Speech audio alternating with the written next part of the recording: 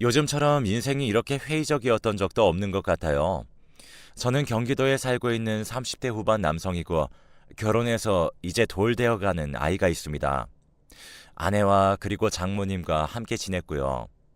직장 동료들은 이런 내용만 간단히 설명해도 벌써부터 힘들겠다고 말하더군요.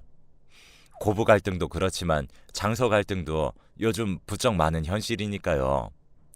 저라고 뭐 다르겠습니까? 별반 다르지 않은 실제로도 힘든 생활을 하고 있었어요. 많이 참고 누르며 살아왔는데 더 이상 버티기가 힘드네요. 저와 아내는 2년 정도 연애를 했고 결혼 후 6개월쯤 지나서 임신하게 되었어요. 이때 정말 너무너무 기뻤고 양가 어른들에게 알리면서 우리끼리 조촐히 자축 파티를 하게 됐어요. 그런데 이후 아내의 임신 기간은 결코 평탄치 않게 흘러갔어요. 저도 제가 임신하는 게 아니다 보니 100%다 공감해 줄 수가 없어서 답답한 부분도 있었답니다. 오빠, 나 너무 입덧이 심하고 힘들어. 임신 2번은 못하겠다. 정말 먹고 싶은 것도 못 먹고 약도 못 먹고. 이게 뭐야? 실제로 아내는 제가 냉장고 문만 열어도 거의 기어가듯 화장실에 가서 토를 했고 온갖 냄새가 다 역하게 느껴지는지 엄청나게 고생했어요. 급기야는 나중에 막달로 치닫고 있음에도 불구하고 여전히 입덧을 하는 거예요. 저도 직장 생활을 해야 하니 종일 아내한테 붙어 있을 수도 없고 이때 아내가 결국 제안을 해오더군요. 아무래도 나 엄마를 불러야 할 것 같아. 나 이러다가 갑자기 무슨 일이라도 생기게 되면 오빠가 당장 데리러도 못 오잖아. 안 그래도 엄마가 엄청 걱정하고 있거든? 나 출근할 때까지만 잠깐 집에 있어 달라고 하면 안 될까? 지금 한 달 정도 남았고 진통도 언제 올지 모르고 그리고 우리 엄마 운전도 하니까 급하면 병원까지 나 태워줄 수도 있고 말이야. 오빠 생각은 어때? 이렇게 얘기를 들어보니 저도 무척 걱정이 많던 터라 장모님이 와주신다면 그저 감사할 따름이었어요. 이처럼 장모님의 존재가 저희 부부에게 있어 꼭 필요한 상태였기에 모시게 되었는데 이후 저는 이 선택에 대해 두고두고 가슴치며 허벅지를 찔러가면서 후회하게 되었습니다. 분명 저도 적극 찬성할 정도로 필요한 내용이었는데도 말이에요. 왜 그렇게 상황이 어쩜 제 뜻대로 흘러가지 않는 걸까요? 장모님이 오셔서 아내를 돌봐주시고 신경 써주시는 건 안심이 되었지만 꽤 많은 것들에 대해 요구사항이 있으시더라고요. 자네도 힘들지? 밖에서 일하고 들어오면 힘들 거야. 그런데 우리 미경이 저렇게 고생하고 있는데 조리원 좀 제대로 알아봐 주게. 요즘 엄마들 보니까 돈 좀 내고서라도 비싼 데 가려고 하는 것들이 있더라고. 지가 몇 군데 알아봤다고 하던데 저기 우리 집 쪽에도 괜찮은 곳이 있어. 자네는 남자라 모르겠지만 여자들은 산후조리 진짜 잘해야 돼. 그래야 자네가 안 힘들어. 물론 저도 산후조리원에 대해서 예상 계획은 어느 정도 세우고 있었어요. 그리고 도우미 분을 써서 집에서 같이 돌보는 것도 한 달 정도로 생각해 왔고요. 그런데 아내와 장모님이 새로이 알아봤다며 또 다른 곳을 권하는데 글쎄 가격대가 만만치 않은 거예요. 저는 250에서 300 정도 생각했는데 이걸 훌쩍 넘더라고요. 도우미분 지원도 따로 안 되기 때문에 그땐 그때대로 돈을 또 써야 하고 집 대출에 있어서도 저는 자유롭지 않았어요. 아니 당분간 한동안은 계속 무거운 짐이 지워질 예정이었고요. 그런데 훌쩍 저런 큰 돈을 지불하기 어려웠죠. 제 표정을 보신 장모님은 계속해서 말씀하시더군요. 이런데 돈 아끼면 안 되는 거야. 자네 여자들이 임신해서 애 낳기까지 얼마나 고생하는지 아나? 더군다나 쟤는 막달까지 이 고생을 저렇게 죽어라 하고 있잖아. 저거 절대 흔하게 하는 거 아니다. 이래서 남자들도 임신해 봐야 된다니까. 이때부터 말씀이 좀 거슬리기 시작하더라고요. 아내가 고생하는 거야 저도 같이 붙어 있으면서 봤는데 모를 리가 없고 그걸 가볍게 여기는 것도 아니에요. 하지만 우리 부부의 재정은 한정되어 있으니 당연히 그 부분에 대해 멈칫하고 고민할 수 있는 거잖아요. 그런데 장모님은 제가 망설였다는 것 하나만으로 계속 서운하다고 하시더군요. 게다가 뒤에서 아내까지 원망 섞인 표정으로 저를 보고 있는 걸 보니 새삼 막 되게 허전하고 혼자가 된 느낌이 들었어요. 아내도 고생하고 있지만 아내와 아기 모두를 위해서 나도 돈을 벌고 노력하고 있는데 왜 내 노력은 아무것도 아닌 게 되는 건지 좀 허무하더군요. 아무튼 어른이 말씀하시는 거고 저도 우리 가족에게 있어 중대사이니 더 이상 말이 길어지게 하고 싶지 않았어요. 알겠다고 승낙했고 곧장 계약을 했어요. 이후에 아내는 자연분만으로 고생스럽게 아기를 낳았고 조리원에 있다가 다시 집으로 돌아왔어요. 아내의 분만 예정일 기준으로 저도 휴가를 몰아서 썼기 때문에 함께 있었고 장모님과 함께 왔다 갔다 하면서 상황을 보았고요.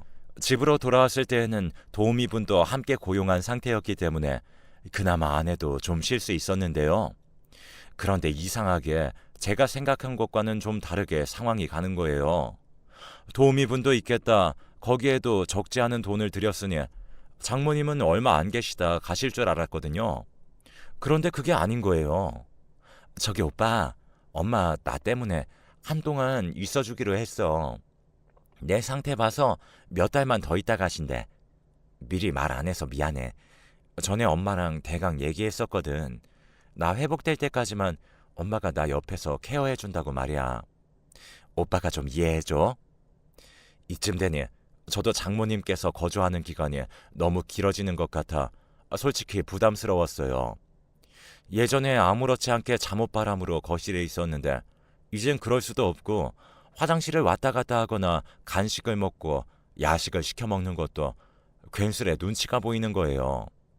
저의 이런 생활 패턴을 썩 마음에 안 들어 하셨거든요. 자네 그런 것만 먹으면 건강 나빠져. 그러니까 자꾸 살만 찌는 게 아닌가.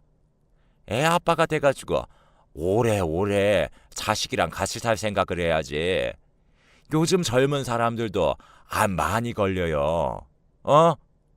하여간에 한국인들은 맵고 짜고 기름진 것들을 많이 먹어대고 그러니 암 환자들이 많지. 자네 그런 상황 되면 우리 미경이는 혼자 어떻게 애 키우고 살라고 그러나? 장모님의 말이 저를 걱정하셔서 하는 말이라는 건 알겠는데 딱 들었을 때 기분이 썩 좋지 않은 화법을 쓰셨어요. 다 맞는 말인 건 아는데 어쩐지 늘 개운치 않은 그런 상황이었죠. 그런 와중에 저희 식구들도 아기를 엄청 보고 싶어 하셨어요.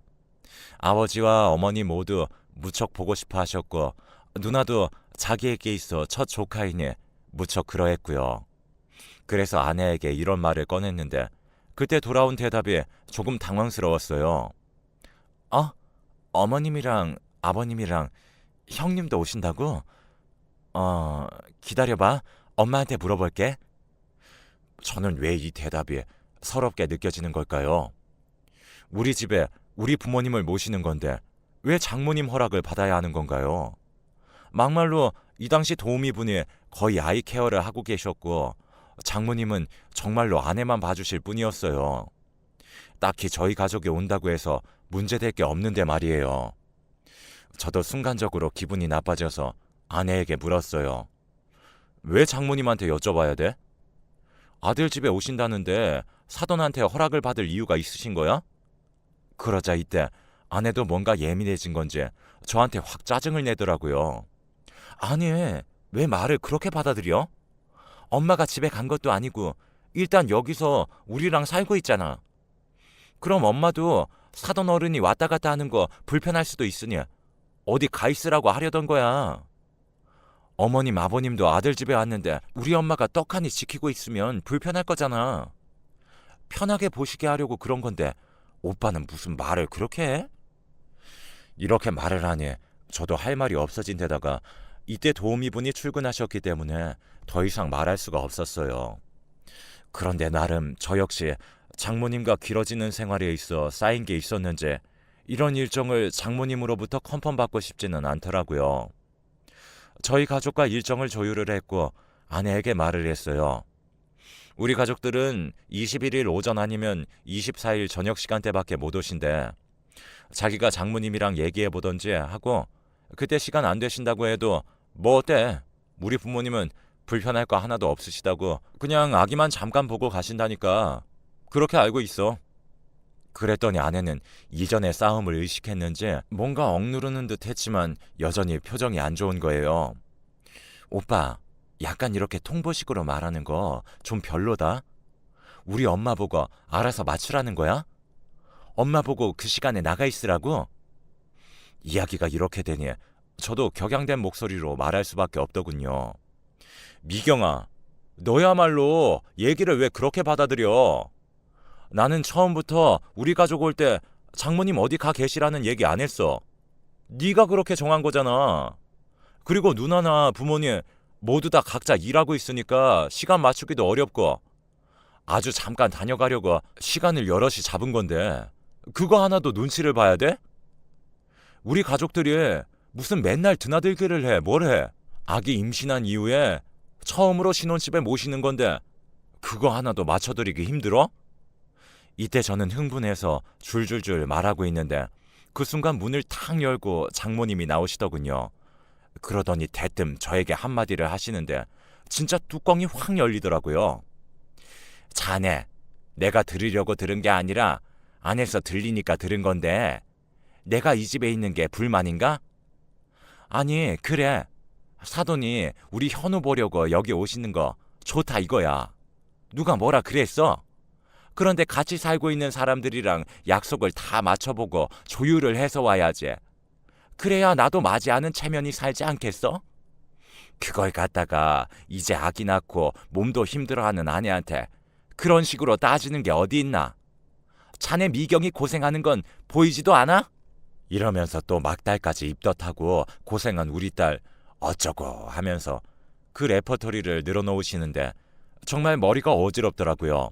결국 더 뭐라고 하겠어요. 깨갱하고 네네 하는 거죠. 하지만 우리 부모님 일정이 이러하니 맞춰주십사 부탁을 드렸어요. 끝내 못마땅한 장모님과 아내의 얼굴은 아직도 생각할 때마다 분통이 터질 것 같아요.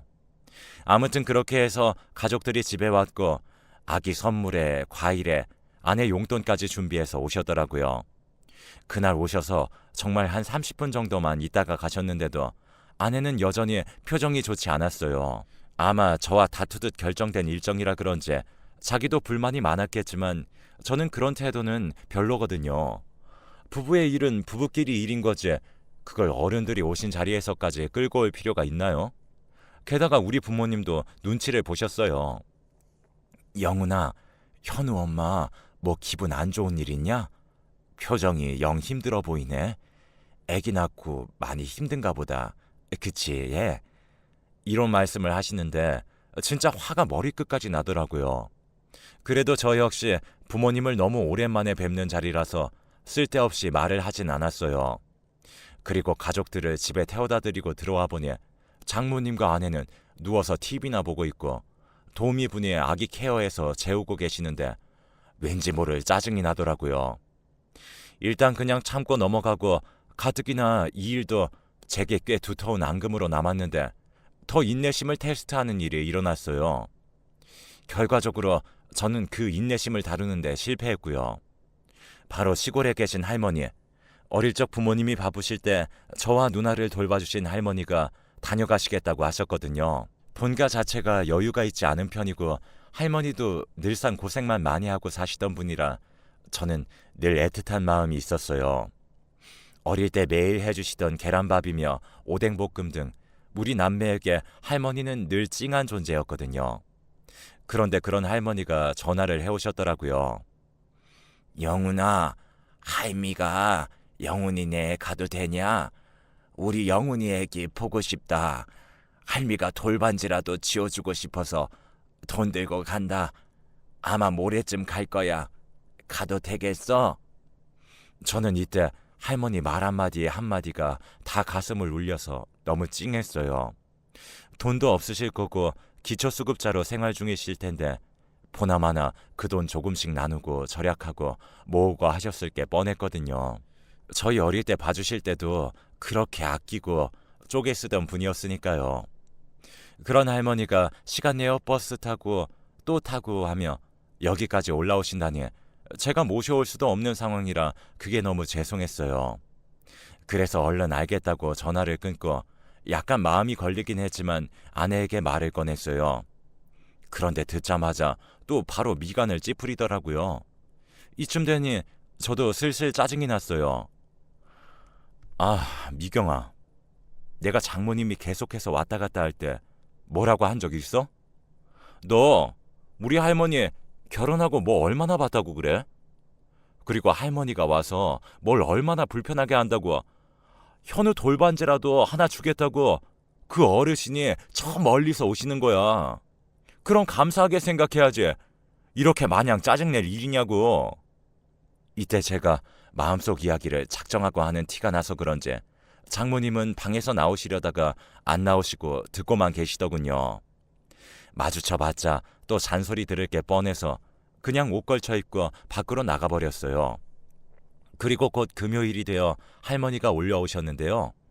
직장에서 일찍 퇴근하고 나와서 중간에 할머니를 태웠어요.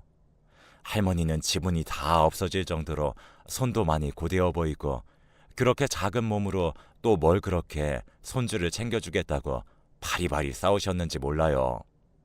매실이며 참기름이며 온갖 것들을 다 들고 오셨더라고요. 아니 할머니, 뭘 이렇게 많이 들고 왔어? 이거 다 우리도 사 먹는 건데. 할머니는 아무렇지 않게 말하시더라고요. 영훈이 너 속 안 좋아서 잘 탈났잖아. 그럴 땐 매실이 직방이야. 이거 따뜻하게 끓여서 먹으면 돼. 간만에 할머니와 같이 움직이다 보니 내가 참 내 본가 가족들을 많이 못 돌봤구나 생각이 들더군요. 정작 아내는 본인 가족들과 툭하면 만남을 갖고 저는 거기에 낯선 사람처럼 어정쩡하게 끼어 있는데 말이에요. 아무튼 그렇게 운전해서 집으로 들어갔더니 장모님은 안 보이시더라고요. 아내는 저와 함께 들어서는 할머니를 보더니 그래도 안 좋은 표정으로 인사는 하더군요. 할머니는 손주 며느리가 귀여우셨는지 연신 손을 잡고 놓지 않으셨고요. 그래서 저도 좀 딱딱해진 마음을 풀고 아기를 보여드리려고 하는데 아내가 방에서 아기를 안고 나오는데 여전히 똥 씹은 표정인 거예요. 할머니, 여기 아기 보세요. 이제 막 쳐다보고 있어요. 할머니는 활짝 웃으면서 차마 만져보지는 못하니 눈으로만 보시더라고요. 그러면서 잔뜩 거칠어진 손으로 아내의 손을 잡더니 아기 반지해주라면서 누르스름한 봉투를 주시는 거예요. 예, 아가, 이거 받아. 내가 준비해왔어. 고생이 아주 많았어. 장하네, 그려. 그런데 아무리 시댁 가족들에 대한 마음이 온도가 아무리 다르겠지만요. 아내는 내내 얼굴을 펴지를 않고 아주 꼿꼿한 자세로 받기만 하는 거예요. 그러더니 휙 일어나서 방을 나가버리더군요. 슬슬 짜증이 쌓이려던 찰나에 시계를 보니 어느새 저녁 7시가 된 거예요. 저도 예상은 하고 있었지만 아무래도 시간대가 생각보다 늦어졌고 그렇게 먼 시골도 아니지만 다시 되돌아가긴 좀 무리가 있을 것 같았어요. 그래서 할머니에게 일단 쉬라고 하고 저는 나가서 아내에게 말을 했어요.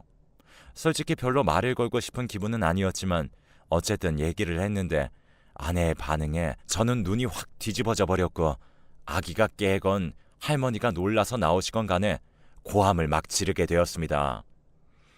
저 미경아, 할머니 오늘 하루 주무시고 가게 하자. 나도 예상한 건 아니었는데 그래도 시간이 너무 애매해서 얼른 저녁같이 준비해서 먹고 일찍 쉬시라고 할게. 이 말조차도 저는 아내 눈치를 꽤 보면서 한 말이었는데요. 제가 맨날 이런 식으로 맞춰주기만 하니 아내는 제 말에 저따위 반응을 보인 걸까요? 뭐? 주무시고 간다고? 나한테 말도 안 했잖아. 갑자기 이렇게 오빠 마음대로 일정을 잡아버리면 어떡해? 그냥 왔다 가신다고만 이야기했잖아. 왜 말을 바꿔? 저는 혹시나 할머니 들으실까봐 목소리를 낮추면서 화가 끓어오르는 걸 겨우 눌러가며 말을 했어요. 아, 나도 그러려고 했는데 상황이 이렇게 됐어. 그건 미안하게 생각한다고. 그래도 우리 집에 찾아와 주신 어른이고 남도 아니고 내 할머니야. 내가 이렇게 부탁한다고. 어? 오늘 하루 주무시게 하고 내일 모셔다 드릴게. 아니 그랬더니 아내는 아주 날카롭게 소리를 빽빽 질러가며 할머니가 있건 말건 상관을 안 하더군요. 아 몰라. 오빠는 왜 맨날 멋대로야? 가뜩이나 할머니는 좀... 아니 오빠는 나 입던 막달까지 했던 거 알잖아. 내가 얼마나 냄새에 예민한지 잘 알면서. 짜증나. 할머니는 어디서 주무시게 할 건데?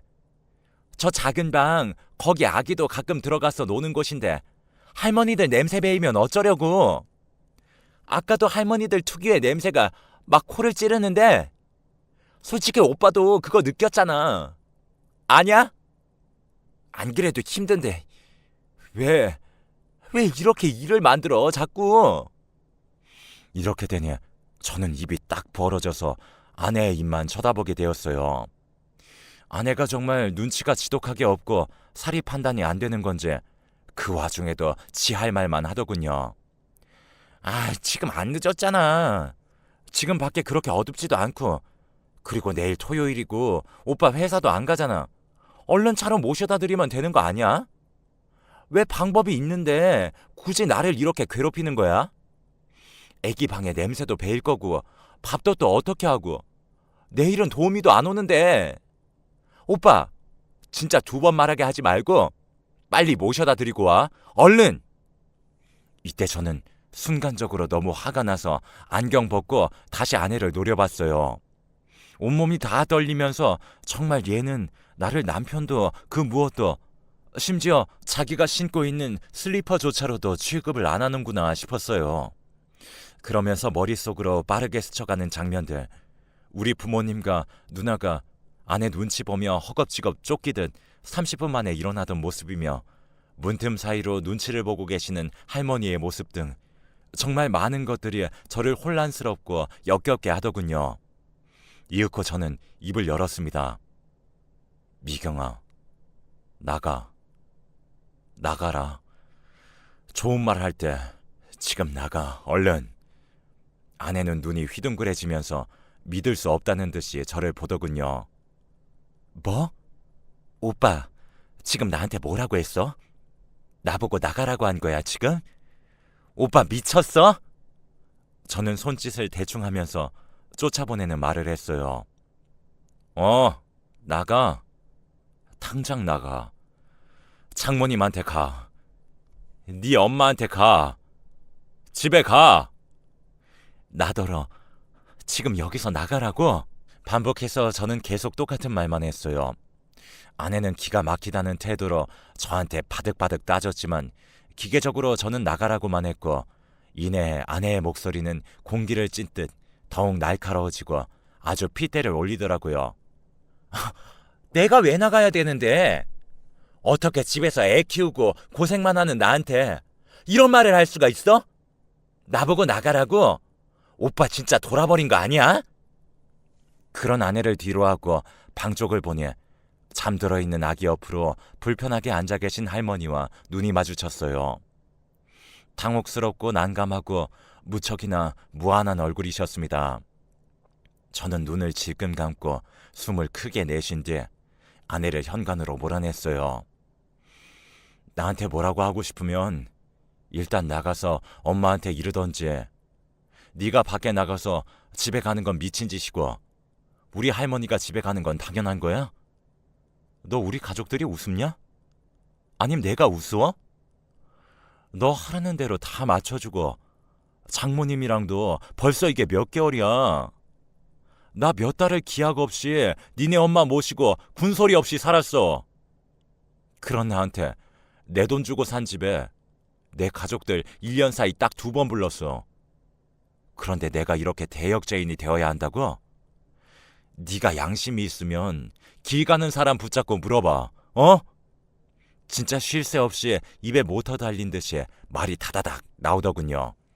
아내도 제가 안경까지 벗어던지며 화내는 모습을 본 적은 없으니 갈수록 입을 다물고 저를 노려보더니 이내 딴 곳을 쳐다보며 외면하더군요.